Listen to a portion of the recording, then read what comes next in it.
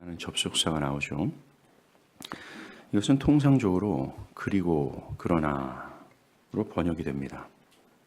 이 접속사는 통상적으로 앞의 주제와 연결시켜주는 의미를 갖고 있습니다.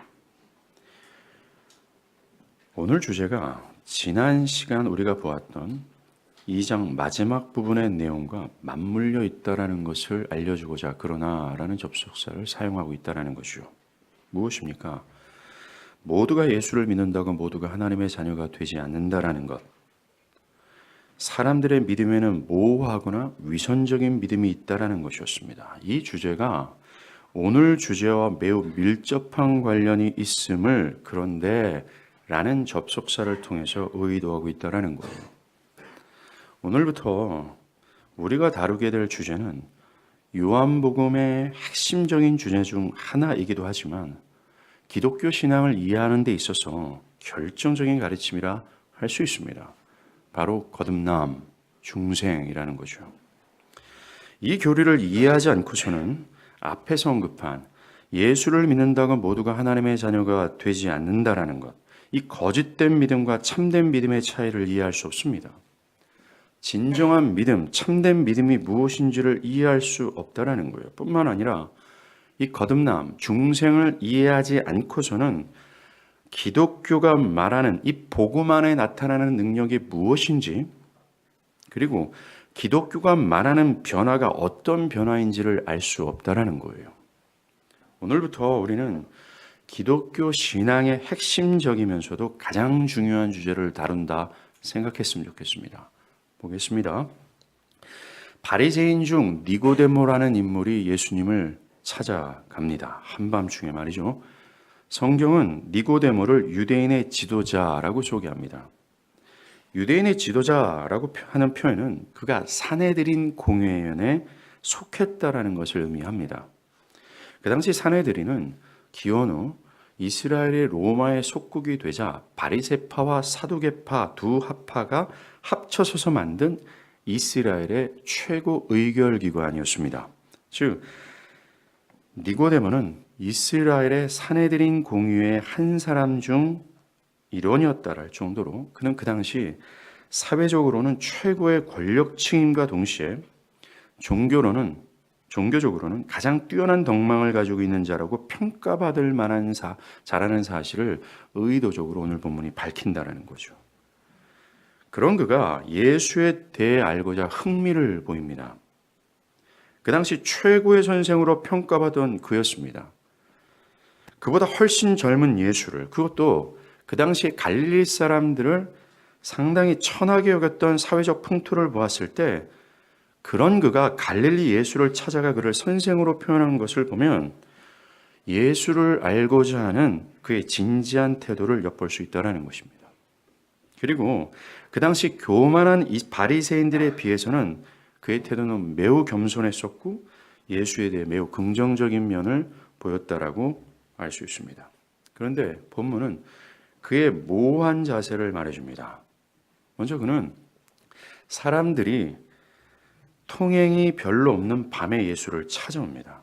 그가 밤에 예수님을 찾아왔다는 것은 다른 사람들에게 이 사실이 알려지기를 원치 않는, 은닉되기를 바랬다는 것을 엿볼 수 있어요. 이것은 그가 예수에 대해 오늘 본문에 말하는 것처럼 우리가 아나이다, 우리가 당신을 아나이다 라고 말했지만 그 심중에서는 아직 확신하지 않았다라는 것을 증거해 줍니다. 특별히 요한복음에서 밤이라는 단어는 말입니다. 영적이거나 도덕적으로 어둠을 의미합니다. 오늘 본문에서 이런 의미가 강하지는 않지만 그가 밤에 예수를 찾아갔다라는 것은 니고데모의 영적인 상태를 상징적으로 보여주는 표현일 가능성이 있다라는 거죠. 즉 그의 영적인 상태가 아직 어둠에 있다라는 것을 말해주는 겁니다. 그런 그의 이런 상태를 보여주는 것이 오늘 보면 2절입니다. 여기서 드러나요. 2절에 그는 예수께 라비여 우리가 당신은 하나님께로부터 오신 선생인 줄을 아나이다. 당신이 행하시는 이 표적을 아무도 할 수 없음이니이다 라고요. 니고데모는 요한복음 2장 23절에 예루살렘 사람들처럼 예수가 당신이 그리스도이심을 드러내기 위해 행했던 표적을 보고 그를 믿었음이 분명합니다. 그는 예수가 하나님의 부르심을 받았고 하나님으로부터 왔고 하나님이 그와 함께 한다고 믿었어요. 그러나 그가 믿었던 것은 그가 말하는 것처럼 예수가 그리스도 되심을 믿은 것이 아니라 즉 그가 하나님으로부터 온 선생 또는 선지자 정도의 존재임을 믿었다라는 겁니다. 즉 그는 그 표적을 통해서 드러내시고자 하는 예수의 의도를 보지 못했다는 거예요. 예수께서는 표적을 통해서 자신이 그리스도 되심을, 즉 구약에서 말해오고 있던 죄사함을 주실 유일무이한 구세주이심을, 그리스도이심을 드러내고자 하셨건만 그는 그것을 보지 못했다는 겁니다. 그러면서 정작 이 진실을 모르면서 그는 우리는 당신을 아나이다 라고 마치 자신이 빛 가운데 있는 것처럼 말하고 있다는 거예요. 사실은 어둠 가운데 있는데 말입니다. 그는 표적을 보고 예수의 그리스도 되심을 바르게 깨닫고 나의 죄를 사할 예수께 엎드려서 그를 붙잡아야 됨에도 불구하고 그 표적을 통해 드러날 그 하나님의 나라와 영광을 보지 못하고 그저 표적의 겉표면만 보고 있었다는 거예요. 그 표면만 보고 그의 능력으로 깨달을 수 있는 수준까지만 간 겁니다. 더 나가야 되는데.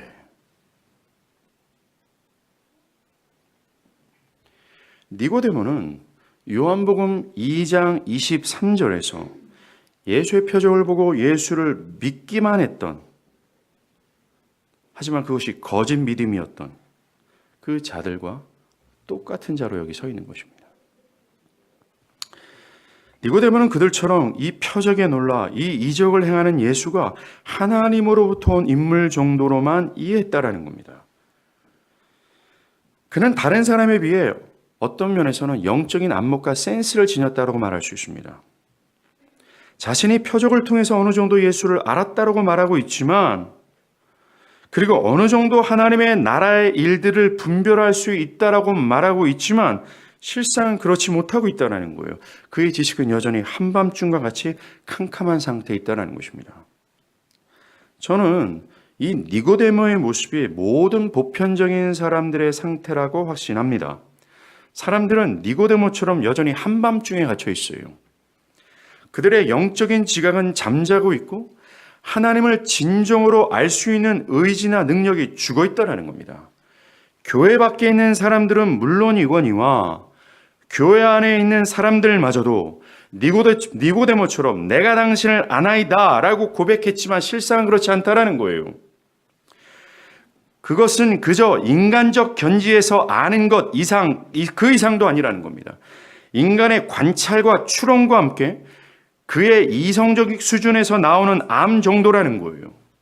오늘날에도 2장 23절의 사람들처럼, 아니 니고데모처럼 어느 정도의 영적인 안목과 센스를 가지고 영적인 진지함과 겸손한 태도를 가지고 내가 예수를 아나이다 라고까지 말하고는 있지만 여전히 영적인 어둠 가운데 있다는 거예요.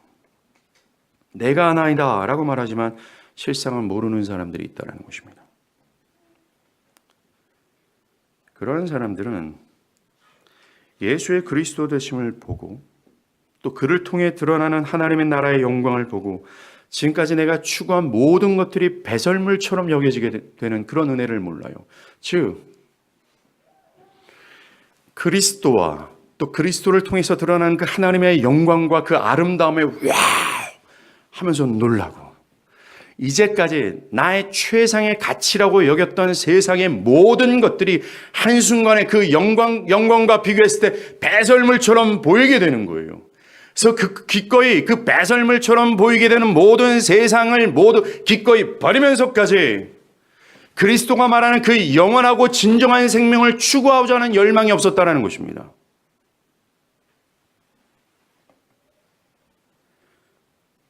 그 모든 것들을 배설물처럼 여기며 그것은 모든 것을 부정하면서 그 나라의 영광이 놀란 적이 없다라는 겁니다.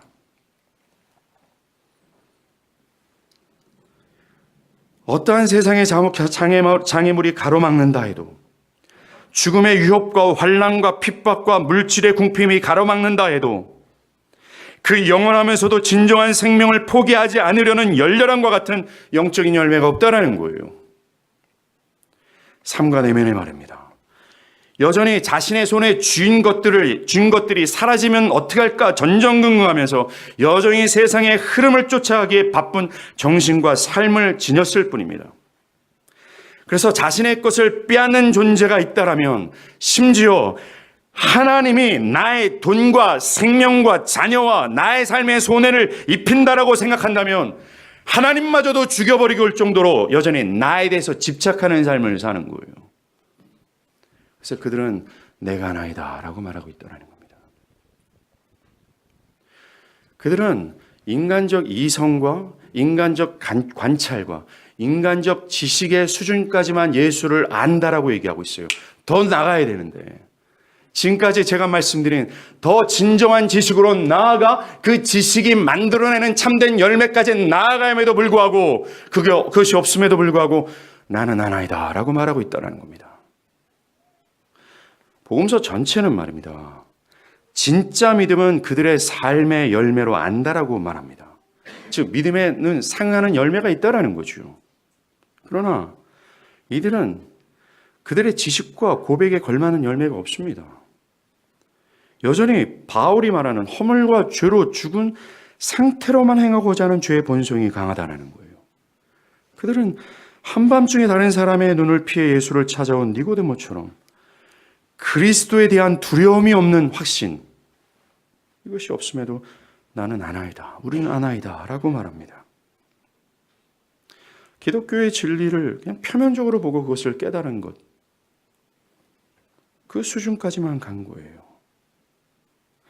진정한 영적 세계를 알고 그 영혼이 그것에 상하는 변화가 있어야 함에도 불구하고 그들은 그런저런 수준에 머물러 있다는 것입니다.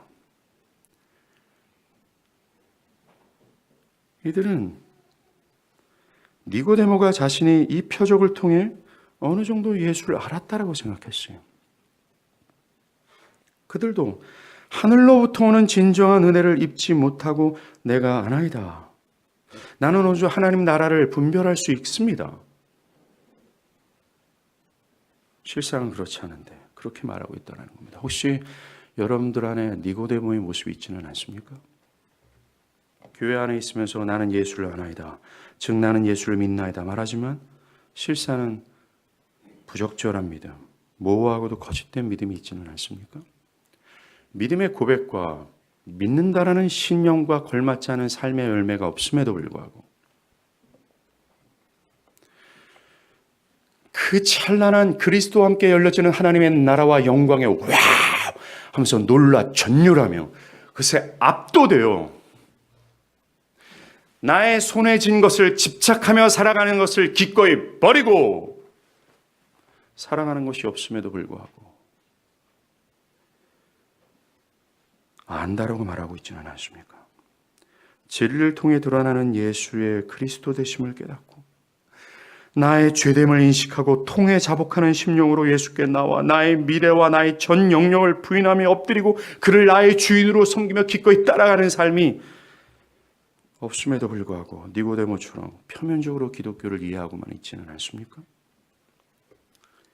여러분의 진정한 상태는 말입니다. 벌써 여러분의 내면과 삶이 알려주고 있다는 사실을 알길 바랍니다.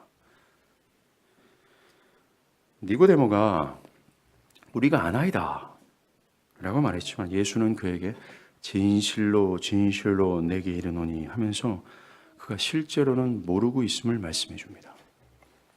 3절에서 진실로 진실로 히브리 말로는 아멘 아멘이라는 뜻이죠.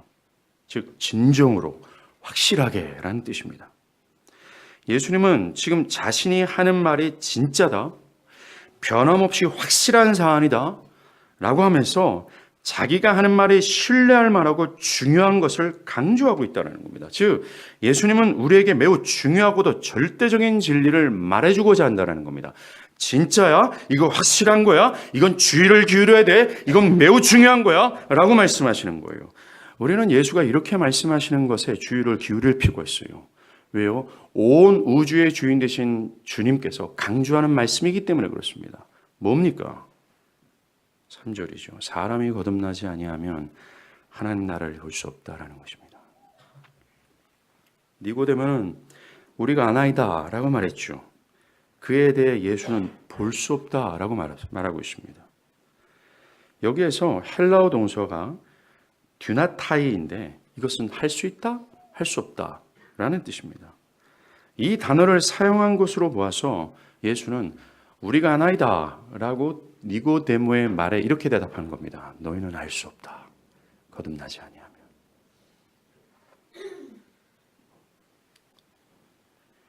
주님은 왜 이스라엘 사람들, 예루살렘 사람들이 또 니고데모가 표적을 통해 드러나는 그리스도의 영광과 그리스도의 되심을 보고 믿었다고 했지만 왜 그것이 거짓 믿음인지, 안다고 했지만 그것이 진정한 것이 아닌지, 왜 진정으로 예수가 그리스도 되심을 그 사람들이 못 믿었는지를 말해주는 거예요. 바로 거듭나지 않았기 때문이다라는 겁니다.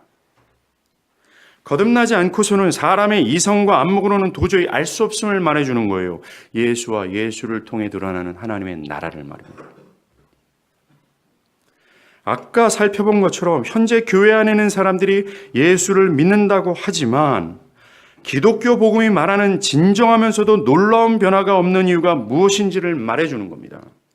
왜 교회 안에서 수십 년간 있어도 진정한 변화의 필요성조차도 못 느끼고 여전히 자신의 손에 쥐고 있는 것에 집착하면서 그것을 집착하고자 하나님마저도 치워버리는, 그럼에도 불구하고 내가 아나이다 말하는 이유가 뭔지를 말해주는 거예요.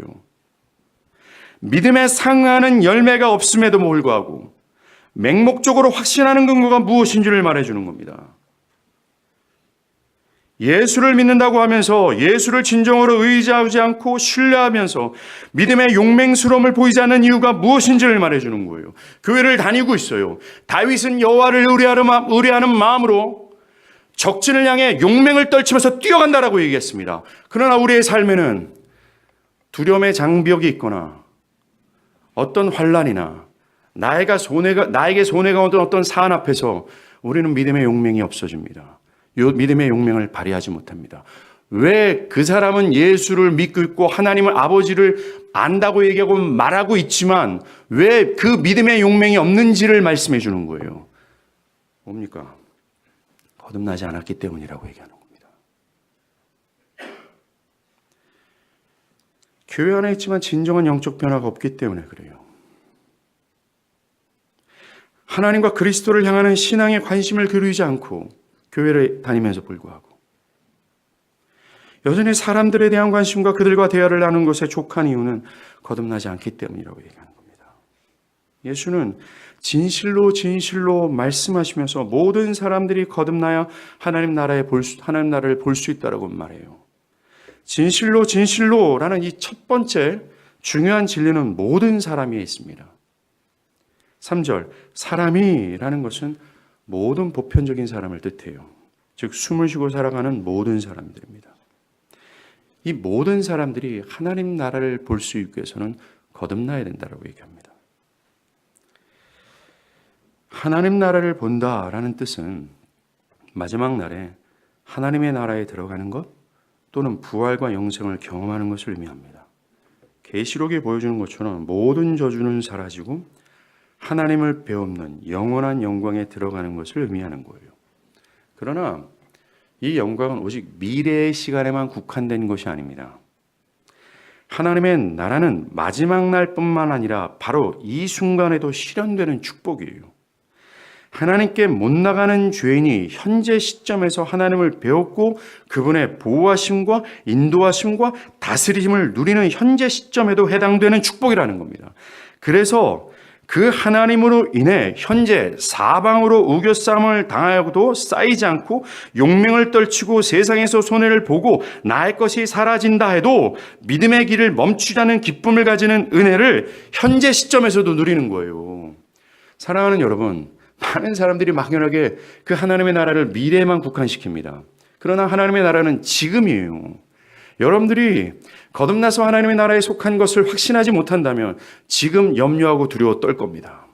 사방으로 우겨쌈을 당할 때에 나의 손에 쥔 것이 막 조금씩 사라질 때 바들바들 떨면서 악착같이 이것에 집착하면서 하나님의 영광마저도 치워버리는 이유는 현재 그 하나님의 나라가 여러분 마음 가운데 임하지 않기 때문에 그래요.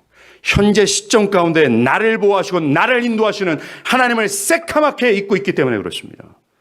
하나님을 몰라요. 그런데 안타까운 건 니고데모처럼 나는 아나이다 라고 말하고 있다는 것입니다.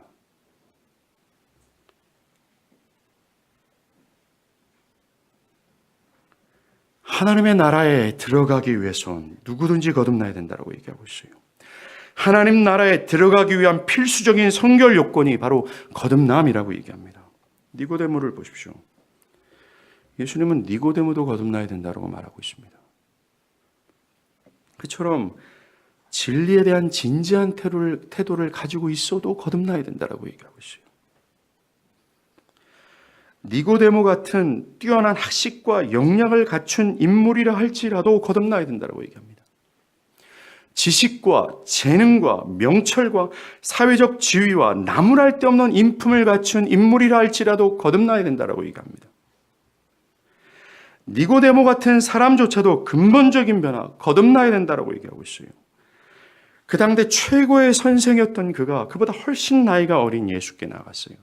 갈릴리 사람들을 천박한 사람이라고 사람들이 지칭하는 사회적 풍토 가운데 놀라운 권위를 갖고 있는 사람들이 그 사람이 겸손히 예수를 찾아갈 정도의 어떤 영적 겸손함을 갖고 있어도 그는 거듭나야 된다고 얘기를 하고 있다는 겁니다. 니고데모처럼 하나님이 함께 하신다, 하나님으로부터 왔다는 등의 영적 고백을 한다 할지라도 모든 사람들이 하나님 나라를 볼 수 있는 것은 한 가지예요. 거듭나야 된다는 겁니다. 굉장히 착하고 어질린 사람들이 여기 있습니다. 다른 사람을 위해서 희생할 줄 알고 그를 위해서 봉사할 수 있는 사람이라 할지라도 거듭나야 된다고 얘기합니다. 누구든지 어떤 자이든지 말이죠. 이 사실이 얼마나 확고하면 주님이 진실로 내게 이르노니 라고 말하고 있어요. 야, 이건 진짜야. 이건 너무나도 확실한 거야. 이 사실은 정말로 온 우주가 다 사라진 날도 변치 않을 진리야.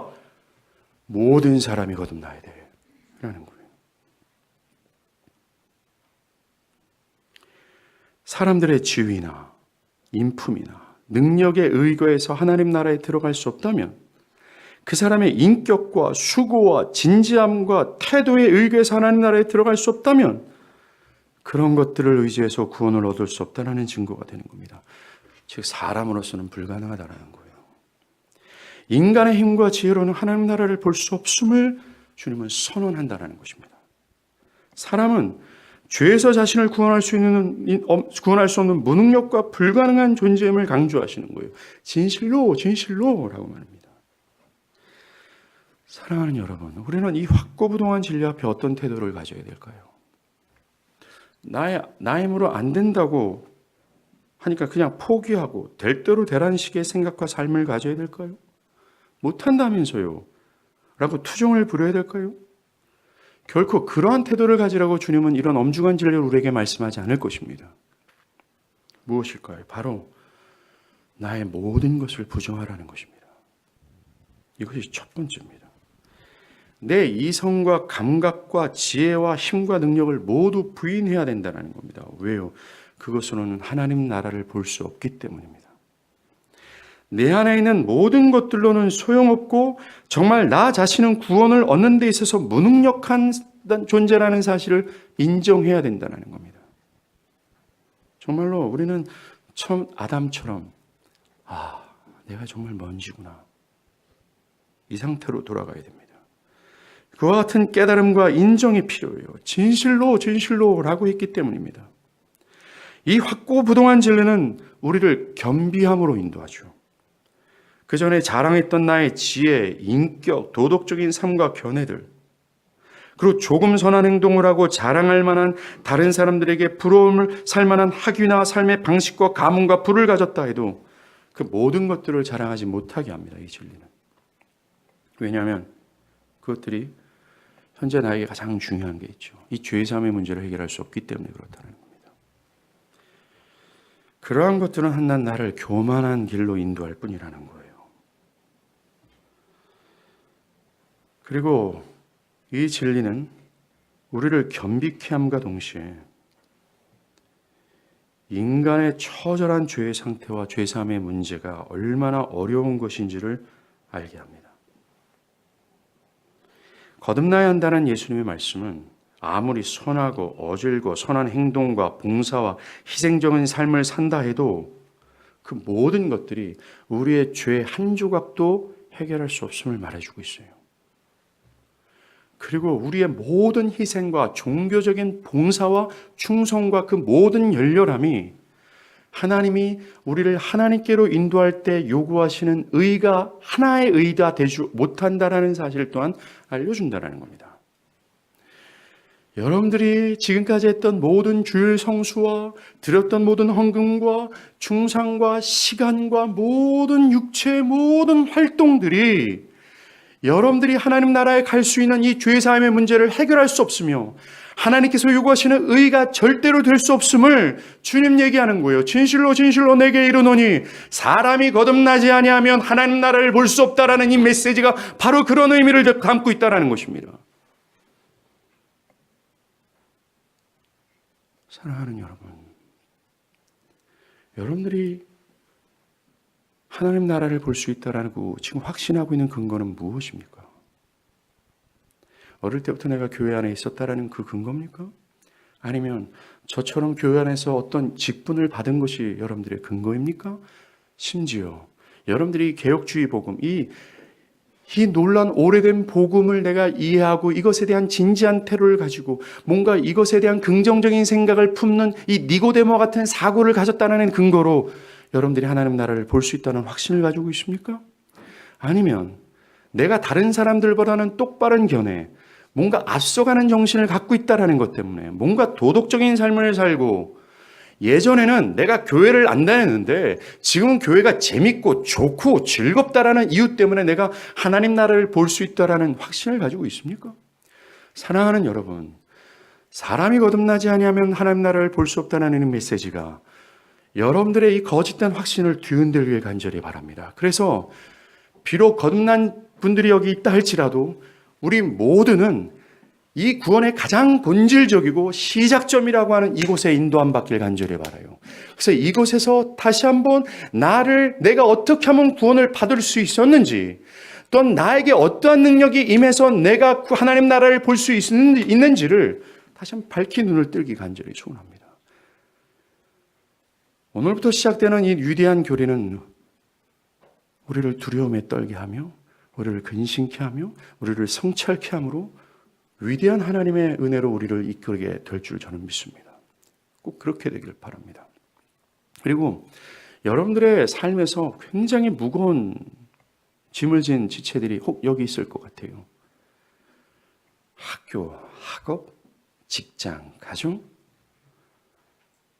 목사님, 나는 지금 거듭남도 모르겠고 나는 구원도 모르겠고 죄사함도 모르는데 지금 나한테 이 문제가 해결되는 거예요.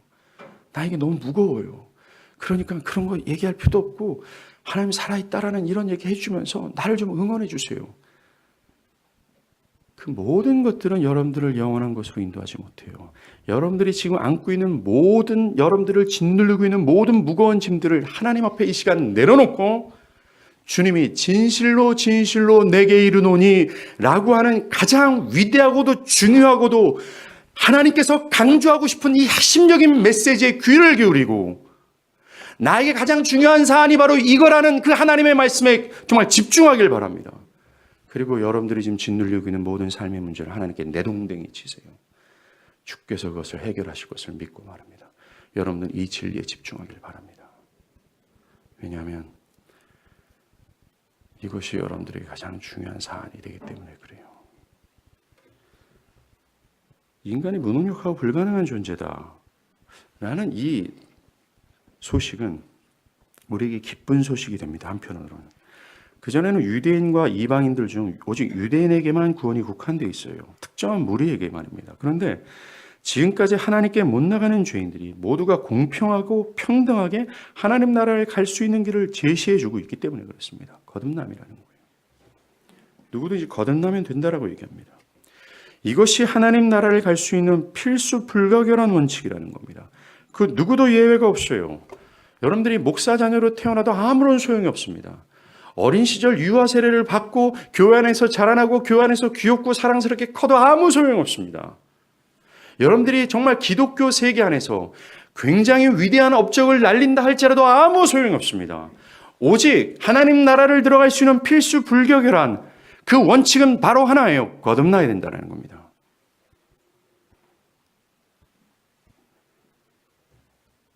이렇게 말씀했음에도 불구하고 누구든지 거듭나야 된다. 그럼에도 불구하고 사람들은 오늘 니고데모처럼 반드시 거듭나야 하나님 나라를 볼 수 있어? 이 진리에 대해 의문을 제기합니다.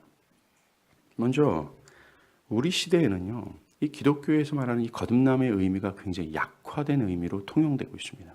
오늘날 나는 거듭난 신자입니다 라고 말하지만 그 사람은 세상과 별반 차이 없는 삶을 살고 있어요. 비신자에 비해서 더 높은 이혼율을 현재 보이고 있습니다. 그들의 견해와 삶의 방식은 세상 사람들과 별반 차이가 없습니다. 그저 세상 사람들이 추구하는 부와 명예와 미래의 안녕만을 더 견고히 하고자 숨을 헐떡이면서 살아갈 뿐이라는 거예요. 사람들이 나는 거듭난 신자입니다 라고 할 때 성령의 능력으로 내 삶과 내면의 변화를 받은 자로 이해하기보다는 세상과 동일한 삶을 사면서 거기에 기독교를 추구한 것으로 이해하고 있다는 것입니다. 교회 가는 것 정도죠. 거듭남의 이해가 상당히 가벼워진 시대라는 겁니다. 무엇인가 세상과 차별이 있는 견해와 정신, 뭔가 세상과는 차이가 있는 삶의 방식들, 뭔가 다른 사람들이 알지 못하는 하나님에 대한 감각들, 이게 있어야 함에도 불구하고 없는데 자기를 거듭난 신자라고 여길 정도라는 겁니다. 조금 후에 볼 거지만 거듭남이란 위로부터 태어난 사람을 의미해요. 즉 성령 하나님께서 그의 성향과 삶의 원리와 원칙을 완전히 뒤집어버린 사람을 거듭난 신자라고 얘기합니다. 그래서 엄중하고도 나에게 위협적이다 느낄 만한 그 하나님의 과격한 명령도 달콤하게 느낄 정도로 변화된 사람, 이게 거듭남이라는 거예요. 그러나 사람들은 예수님께서 굉장히 이렇게 중요하게 말씀함에도 불구하고 이 거듭남의 변화, 이것에 의문을 제기합니다. 오늘 니고데모가 예수님이 야, 너 반드시 거듭나야 돼. 누구든지 너도 나도요. 내가 이스라엘 스승인데요. 이스라엘에서 가장 덕망 높은 인품을 지닌 난데요.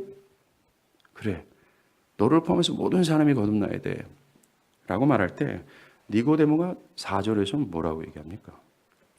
사람이 늙으면 어떻게 날 수 있겠습니까? 두 번째 모태에 들어갔다가 날 수 있습니까? 저는 이 4절의 니고데모의 의문 제기가 대부분의 사람들의 의견이라고 생각합니다. 사람들은 니고데모처럼 이미 나이가 많이 들은 난데, 그래서 자신만의 가치관으로 확고히 정립되고 있는 나 같은 늙은 사람이 어떻게 새 사람이 되겠습니까? 라는 거예요. 어떻게 새로운 인생을 시작할 수 있겠습니까? 라는 거예요. 이미 자신의 견해와 삶의 방식이 굳건히 구축되어 있는 사람들이 어떻게 자기를 부인하고 자기 십자가를 지고 주님을 따르는 변화가 있을 수 있겠습니까? 자신을 희생하면서까지 주님을 따르는 것은 불가능합니다. 그런 열정적인 헌신은 어린 친구들이나 하는 것이 마땅합니다. 자신의 가치관이 완전히 굳어있는 나이 든 사람들은 그런 변화가 힘든 것입니다 라고 말하고 있다는 거예요. 이게 니고데모가 한 말입니다.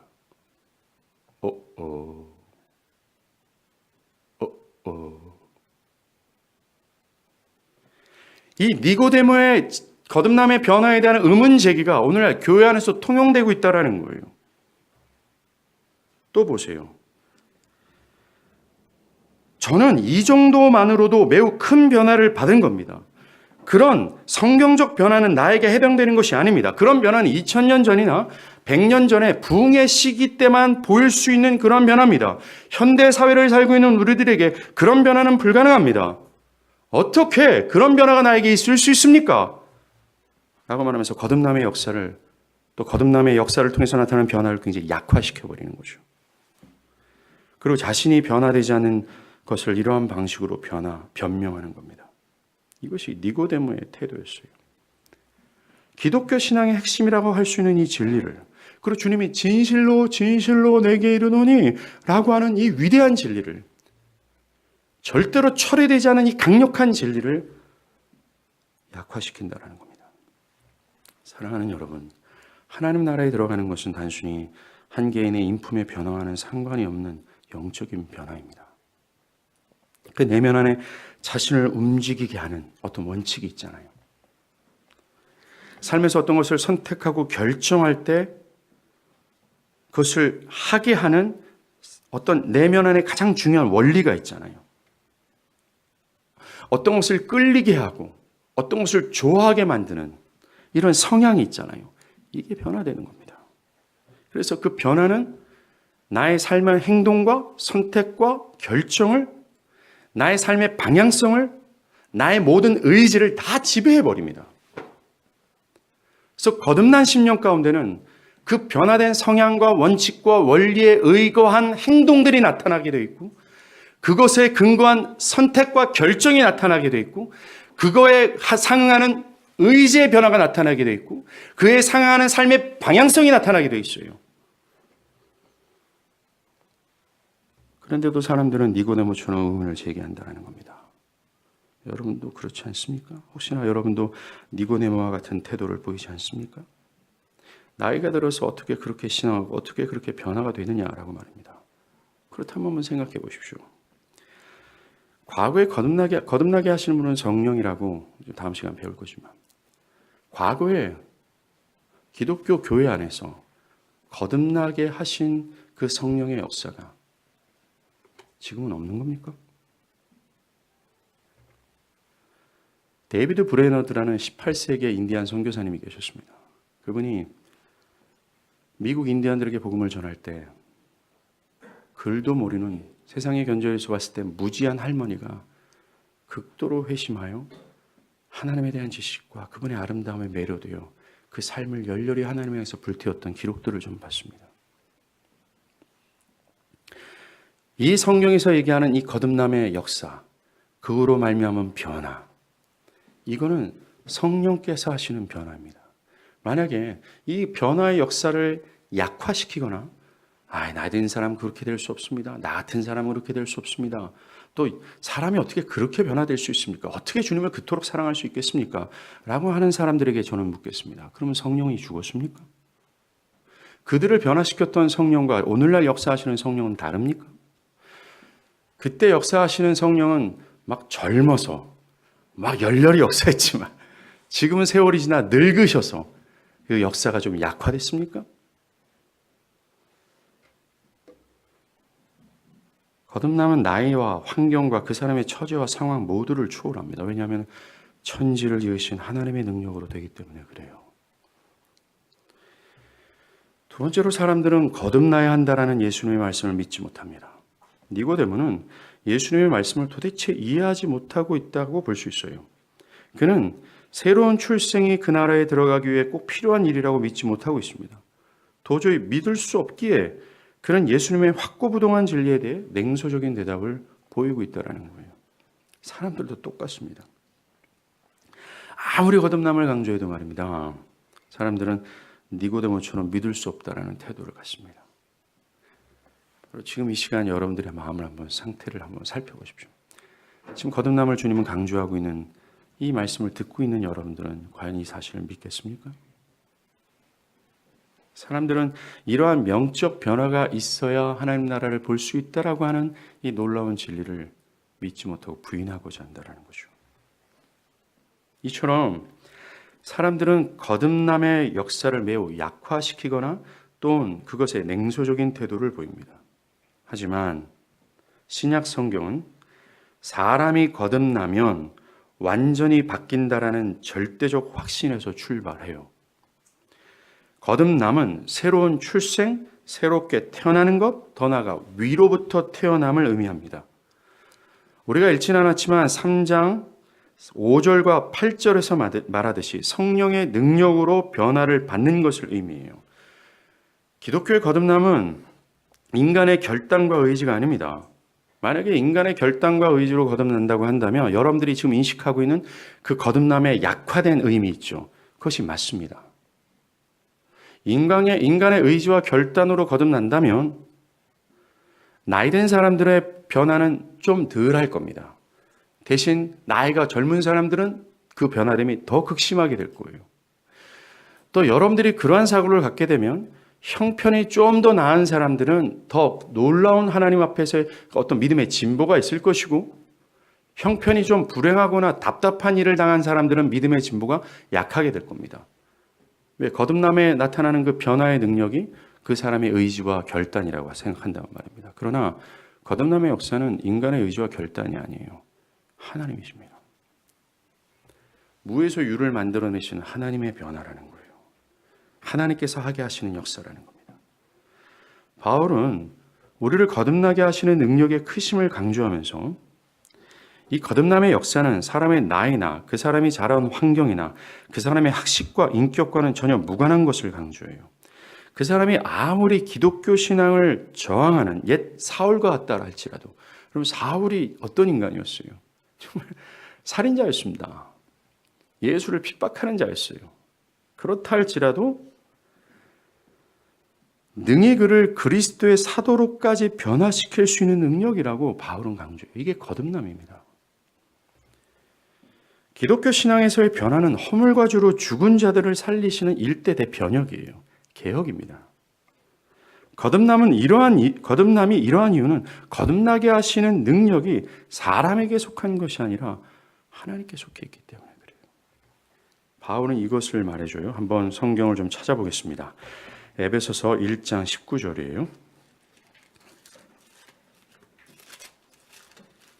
에베소서 1장 19절부터 2장 5절까지입니다. 좀 긴데 요거 보겠습니다.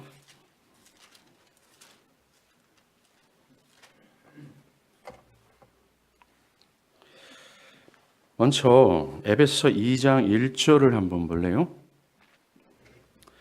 2장 1절에 그는 허물과 죄로 죽은 너희를 살리셨도다 라고 얘기합니다. 근데 이 살리셨도다라는 동사는 원문에는 없어요. 어디에 붙어 있냐면 5절에 붙어 있습니다. 5절에 2장 5절이죠. 허물로 죽은 우리를 그리스도와 함께 살리셨다라고 얘기해요. 사도 바울은 허물과 죄로 죽은 우리를 살리신 그 하나님의 능력을 우리에게 말해주고자 합니다. 어디서부터 그것을 말하냐면 1장 19절 가보세요. 에베소서 1장 19절 보면요. 그의 힘의 유력으로 역사하심을 따라 믿는 우리에게 베푸신 능력의 지극히 크심이 어떠한 것을 너희로 알게 하시기를 구하노라 라고 얘기합니다. 문장이 진짜 길죠. 보세요. 사도 바울은 믿는 너희 안에 역사하신 능력의 크심을 너희가 알길 바라노라 라고 얘기했어요. 즉 2장 1절과 2장 5절에서 얘기하는 허물과 죄로 죽어있던 우리를 살리신 그 능력의 크심이 어떠한지를 너희가 좀 알길 바래 라고 말하고 있다는 거죠. 그러면서 20절부터 그 능력이 어떤 것인지를 말하기 시작해요. 20절에 그 능력이 그리스도 안에 역사하사 죽은 자들 가운데서 다시 살리시고 하늘에서 그의 자기 오른편에 앉히사라고 얘기합니다. 그 능력이 죽은 자들 가운데서 예수를 살리셨다라고 얘기해요. 사랑하는 여러분, 예수가 십자가에서 기절했습니까? 완전히 죽었어요. 그는 모든 물과 피를 다 쏟았습니다. 그리고 그는 돌무덤에 갇혔고 무덤 돌이 그 뚜껑을 닫아버렸어요. 그리고 밖에는 그가 걸어 나오지 못하도록 초병이 그를 지키고 있었습니다. 그 누구도 죽은 자 가운데 있는 예수가 다시 살아 걸어 나올 거라는 생각을 요만큼도 못해요. 완전히 죽었다라는 겁니다. 그런데 그 능력이 예수의 죽어있던 심장을 다시 박동하게 하고 말라있던 피가 다시 한번 흐르게 하고 죽어있던 그의 근육이 다시 한번 되살아나게 하셔서 뚜껑 열고 초병 쓰러뜨린 다음에 나왔다라고 얘기해요. 그 능력이 허물과 죄로 죽은 우리를 살리시는 능력이라고 얘기합니다. 그리고 그 능력이 그를 하나님 우편에 앉히게 했다라고 얘기합니다. 그리고 21절에 모든 통치와 권세와 능력과 주관과 이 세상뿐만 아니라 오는 세상에 일컫는 모든 이름에 뛰어나게 하시고 또 만물을 그 발 아래 복종하게 하시고 그를 만물 위에 교회의 머리로 삼으셨느니 그 능력이 그리스도를 온 우주의 만물의 통치자로 세울 만큼의 위대함이라고 얘기해요. 그러면서 2장 1절에 말하고 있습니다. 그가 허물과 죄로 죽었던 너희를 살렸다라고 얘기합니다. 허물과 죄로 죽었던 상태가 어떠한지는 여러분들이 복음교실을 통해서 주구장창 들었다라고 알게 저는 설명하지 않을 겁니다. 즉 허물과 죄로 죽은 상태는 절대로 예수 못 믿는 상태, 하나님을 향한 의지도 없고 하나님을 기뻐하지도 않는 상태, 도리어 하나님을 반역하고자 오직 하나님의 영광이 아닌 오직 나만의 영광을 구현하고자 하는 상태로 완전히 흡착되어 있는 상태, 이게 허물과 죄로 죽은 상태라는 거예요. 옛 사울과 같은 상태라는 거죠. 그런데 뭡니까? 그 능력이 예수를 죽은 자 가운데 살아난 그 능력이에요. 사도 바울이 말하는 그 능력의 주체가 누군지 아십니까? 바로 하나님이에요. 온 우주 만물을 말씀 한마디로 창조하신 그 능력입니다. 거듭남은 바로 그 능력이 개입되는 역사예요. 그래서 허물과 죄로 죽은 우리를 다시 한번 하나님께로 이끄시며 옛 사울을 바울처럼 바뀌게 하시는 놀라운 변화의 역사예요. 일대 개혁의 역사가 바로 거듭남이라는 겁니다. 여러분이 예수를 믿는 신자가 현재 되었다면 여러분은 이러한 능력으로 대개혁, 변혁을 경험한 자라고 말해도 된다는 거예요. 그전과는 다른 생각, 그전과는 다른 삶의 원칙, 원리를 가지고 살아갈 수밖에 없는 자로 거듭난 겁니다. 이것이 성경에서 말하는 거듭남이에요. 요한일서 2장 25절에도, 요한일서 5장 1절에도, 에베소 2장 10절에도, 고린도후서 5장 17절에도 이 거듭남은 하나님께 속해 있는 역사로서 하나님께서 하시는 역사임을 강조해요. 성경에서 이 역사를 매우 놀랍고 초자연적인 역사라고 얘기합니다. 왜냐하면 그 역사의 주체가 천지를 창조하신 하나님의 능력이 개입됐기 때문이라고 강조하기 때문에 우리는 이 거듭남의 의미를 약화시키거나 그것을 저항하거나 그것을 믿지 못하고 해서는 안 돼요. 주님은 진실로 하면서 거듭남의 필연적인 것을 강조하셨어요. 거듭나야 된다고. 그리고 이 거듭남은 현대 사람들이 말하고 인식하는 것처럼 표면적이거나 심리적인 변화가 아닙니다. 니고데모처럼 어떤 영적인 진지함을 가졌다고 해서 그 사람을 거듭난 자라고 여길 수 없다라는 사실, 오늘 본문이 말하고 있어요. 우리는 이것이 위대한 하나님의 역사가 사람 안에 일어나는 것으로 이해해야 되는 거예요. 이 거듭남은 가장 신비로운 역사라고 말할 수 있습니다. 태초에 하나님이 어둠 가운데 나타나셔서 빛이 있으라 라고 말할 때 한순간에 빛이 확 임하잖아요. 그게 그대로 내 영혼 가운데 임하는 역사, 이게 거듭남입니다. 거듭남은 뭔가의 어떤 변화를 일으키고 생명을 일으키고 돌이킴을 일으키고 참된 회개를 일으키고 참된 신앙에 대한 분투를 일으키고 하나님을 죽도록 사랑하는 마음을 일으키고 거듭난 그 전과는 다른 사람으로 나를 변화시키고 전과는 다른 발걸음을 걷게 하시고 전과는 그리스도에 대한 인식과 감각이 달라지게 하는 거예요. 오늘부터 우리는 수주를 거쳐서 이 중요한 교리를 나누게 될 겁니다. 바라기는 이 거듭남의 교리를 밝히 깨닫고 이 거듭남을 사모하는 여러분들이 되길 간절히 바라고, 지금 현재 거듭난 자분들이라면 거듭나게 하시는 그 성령의 역사가 과연 내 안에 여전히 역동하고 있는지를 살펴보시길 바랍니다. 나를 변화시킨 그 성령의 역사, 내 안에 생명을 일으키신 그 성령의 역사, 내 안에 영적인 안목을 밝히 열어 하나님의 하나님 되심을 보게 하신 그 성령의 역사가 지금도 역동하고 있는가를 한번 돌아보시는 계기가 참으로 됐으면 좋겠습니다. 결론 맺습니다. 거듭나야 됩니다. 기도하겠습니다.